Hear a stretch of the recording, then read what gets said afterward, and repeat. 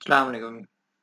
Precision software के examination को start करने के लिए आप जब सॉफ्टवेयर लॉगिन करेंगे तो उसमें एग्जामिनेशन का आपको ड्रॉप डाउन मेन्यू यहाँ पे नज़र आएगा। ड्रॉप डाउन मेन्यू पे क्लिक करेंगे आप, उसमें सबसे पहला जो आपने काम करना है, ओपन करना है other activities caption. Other activities caption करने के बाद आप इसमें इसको सिंपली सेव कर दें और ओके करके इसको एग्जिट कर लें। नेक्स्ट स्टेप इसके अंदर जो है वो असेसमेंट फैक्टर्स का है। असेसमेंट फैक्टर आप ओपन करेंगे। असेसमेंट फैक्टर में आपको एक चीज नजर आएगी डिस्क्रिप्शन, दूसरी चीज टाइप, तीसरी चीज क्राइटेरिया। डिस्क्रिप्शन किसी भी असेसमेंट की क्लासिफिकेशन है, जैसे examination, test, homework, home assignment, ये सारी क्लासिफिकेशन है। और टाइप जो है वो उस एग्जाम का नाम है, जैसे mid term examination, final examination, semester exams, या जो भी आपके यहाँ एग्जाम का नाम हो वो यहाँ पे आप टाइप के अंदर वो नाम लिखेंगे और डिस्क्रिप्शन में उसकी क्लासिफिकेशन इंसर्ट करेंगे। यहाँ पे ऑलरेडी मैंने एक क्लास डिस्क्रिप्शन के अंदर एक क्लासिफिकेशन दी हुई है, एग्जामिनेशन। यहाँ पे आप मल्टीपल जितनी चाहे क्लासिफिकेशन ऐड कर सकते हैं सॉफ्टवेयर में, इसके ऊपर कोई रोक टोक नहीं है। लेकिन इम्पोर्टेंट नहीं होना चाहिए कि ये क्लासिफिकेशन लॉजिकल होनी चाहिए, और यहाँ पे अननेसेसरी डुप्लीकेशन ऑफ डाटा नहीं होना चाहिए। ये बहुत देख के और सोच समझ के आपने मैनेजमेंट के साथ या जो भी कंसर्न अथॉरिटीज हैं उनके साथ डिस्कस करने के बाद, ऑन पेपर डॉक्यूमेंट करने के बाद आप यहाँ पे राइटिंग करेंगे। क्योंकि एक चीज, एक दफा आप अगर इसके अंदर कोई चीज इंसर्ट कर देंगे तो वो अनडू नहीं हो सकती। टाइप के अंदर आपने, जैसे मैंने कहा कि एग्जामिनेशन का टाइप होगा या नाम होगा। अब जैसे एग्जामिनेशन एक क्लास है, उसके अंदर टाइप आएगी हाफ ईयरली, या दूसरी टाइप मैंने यहाँ जो इंसर्ट की हुई है वो प्री बोर्ड है। क्राइटेरिया जो है वो ये है कि आपकी जो ऑर्गेनाइजेशन है उसके अंदर पासिंग क्राइटेरिया क्या है। नॉर्मली पासिंग क्राइटेरिया कुछ जगहों पे 33% होता है, बहुत सारे लोग जो है वो 40% प्रेफर करते हैं। इट डिपेंड्स कि आपके ऑर्गेनाइजेशन की पॉलिसी क्या है। यहाँ हमने एग्जाम्पल के तौर पे क्राइटेरिया 33% रखा है।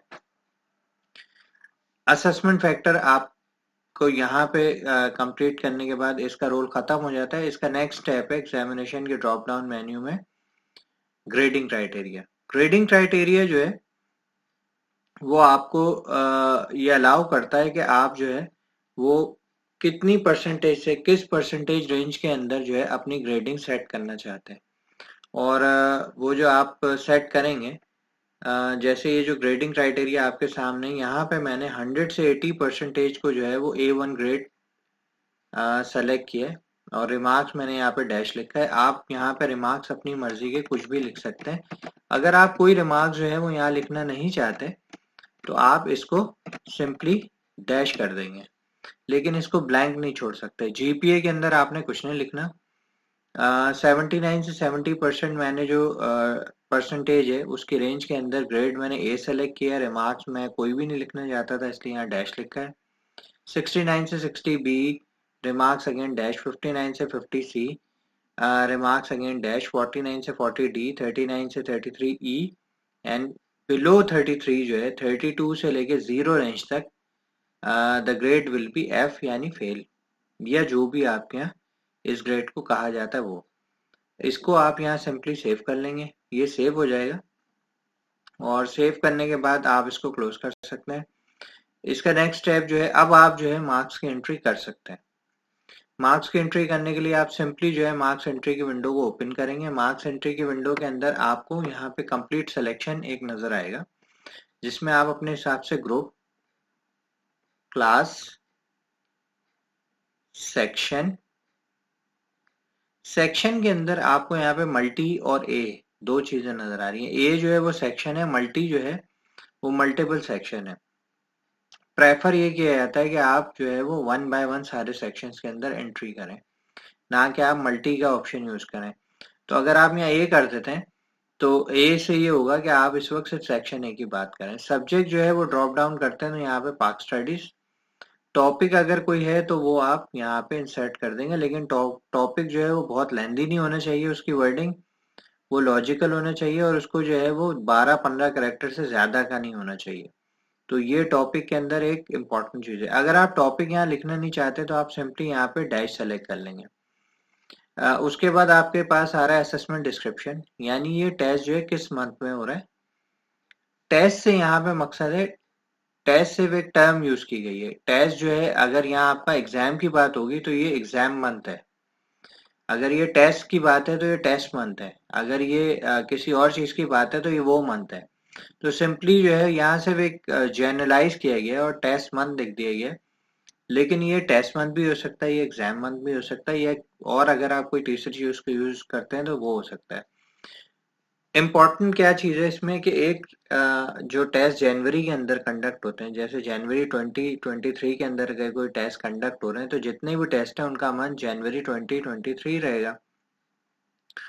इसमें एक इम्पॉर्टेंट बात यह है कि अगर आपका जनवरी का मंथ खत्म हो रहा है, यानी 31 जनवरी तक जाके वो खत्म हो जाता है, और आपका एक टेस्ट ऐसा है जो 1 फरवरी को कंडक्ट होता है, लेकिन उसका ताल्लुक जो है वो जनवरी के महीने से, यानी वो था तो जनवरी का टेस्ट लेकिन वो कंडक्ट हुआ 1 फरवरी को, तो यहाँ पे उस सूरत हाल में यहाँ पे टेस्ट मंथ जनवरी ही सेलेक्ट किया जाएगा।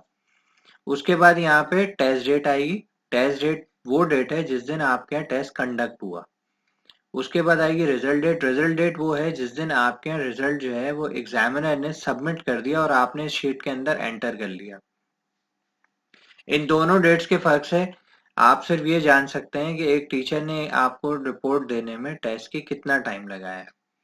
इसका और कोई खास मकसद नहीं है, लेकिन ये आपको एक टीचर की जो रेंज है वो स्पेसिफाई कर देता है कि वो किसी भी टेस्ट की जो एग्जामिनेशन की जो शीट्स हैं उनको प्रोसेस करने में कितना टाइम ले रहा है।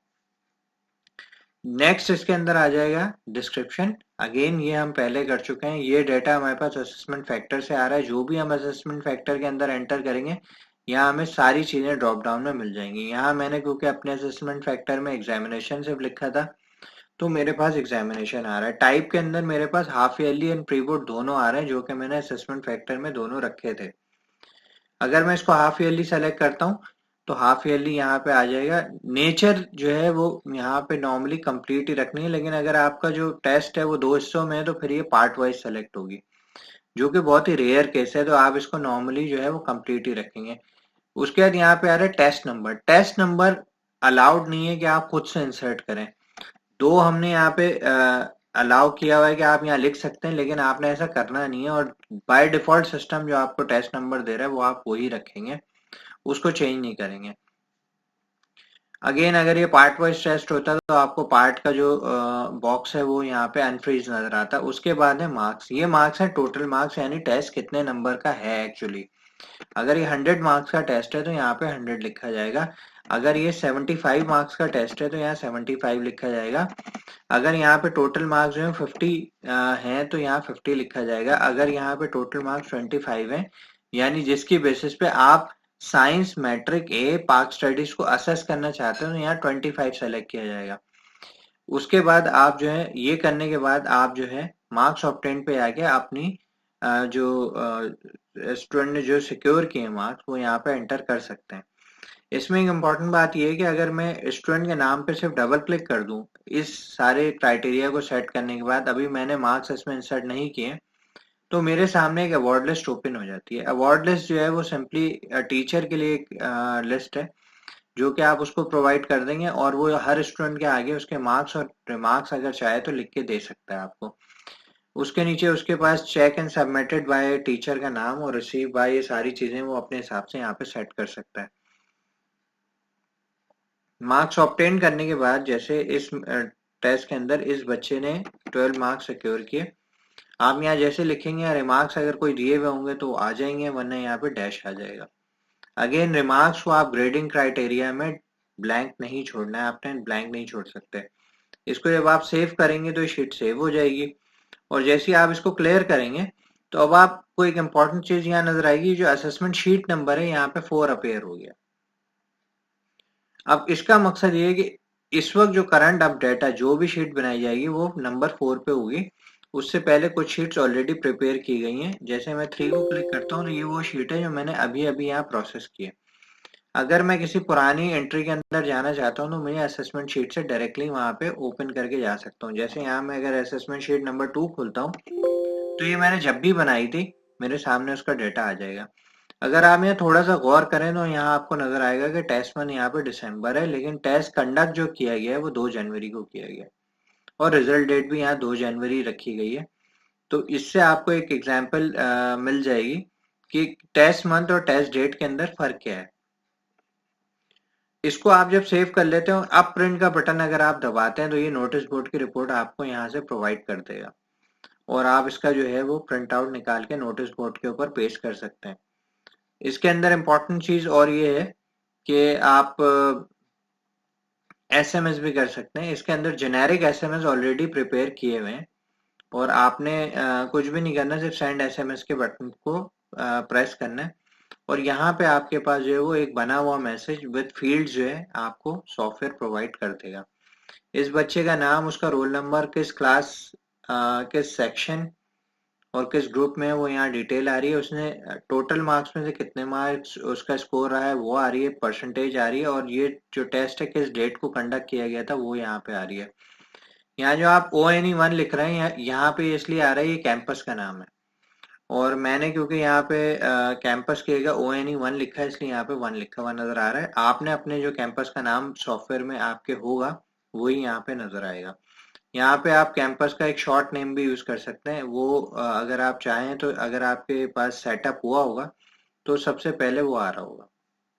जैसे आप कहते हैं कि ABC इंस्टीट्यूट, तो आपने उसका शॉर्ट नेम लिया हुआ है AIT, तो यहाँ पे AIT ब्रैकेट में 1 आ रहा होगा, यानी AIT का कैंपस 1 और उसके बाद फिर मैसेज का पूरा कंटेंट आ रहा होगा।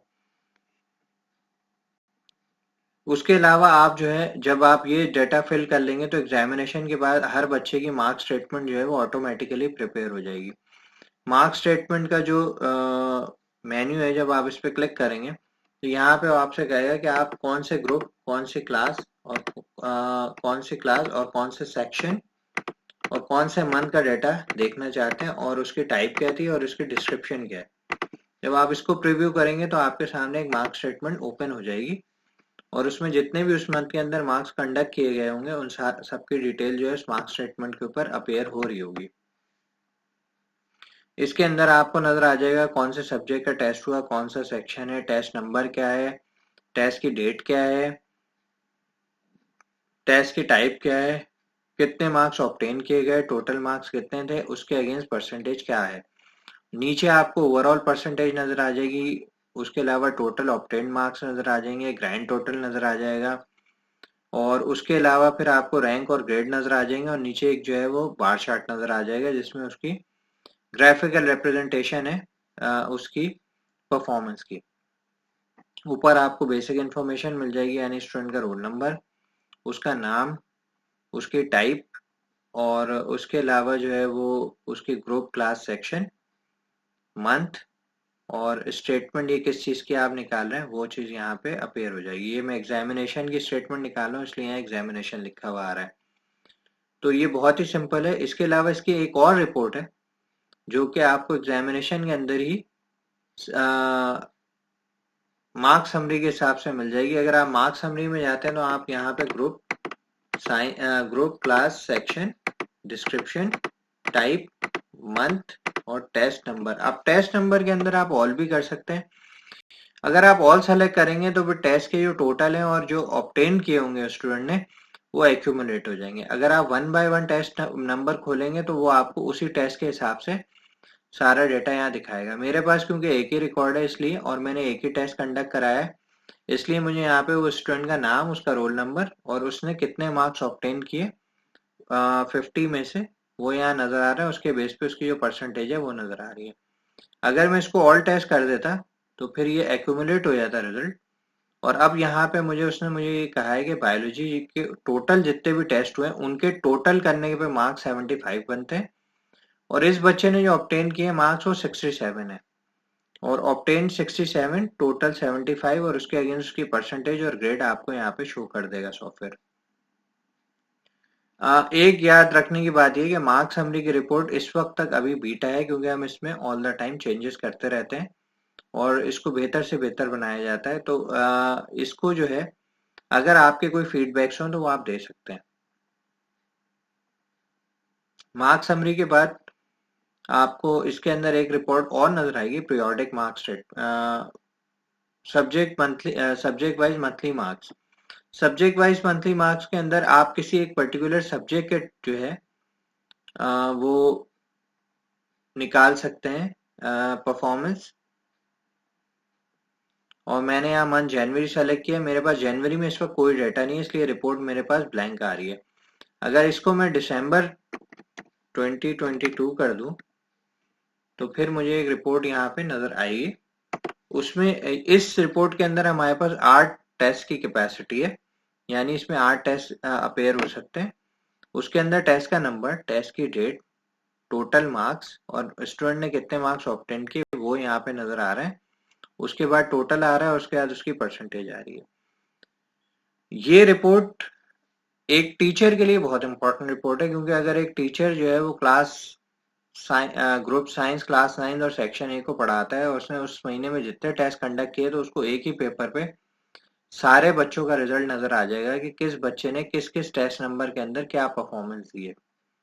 और उसके लिए फिर ये आइडेंटिफाई करना आसान होगा कि इसका ओवरऑल रिजल्ट जो है वो उस पूरे मंथ में क्या रहा। एग्जामिनेशन का जो मॉड्यूल है उसको मैंने यहाँ पे अभी क्लोज करता हूँ। नेक्स्ट वीडियो के अंदर जो है आपको मजीद इसकी इंफॉर्मेशन मिलेगी और उसमें कुछ और नई चीजें आप देख सकेंगे। Thank you.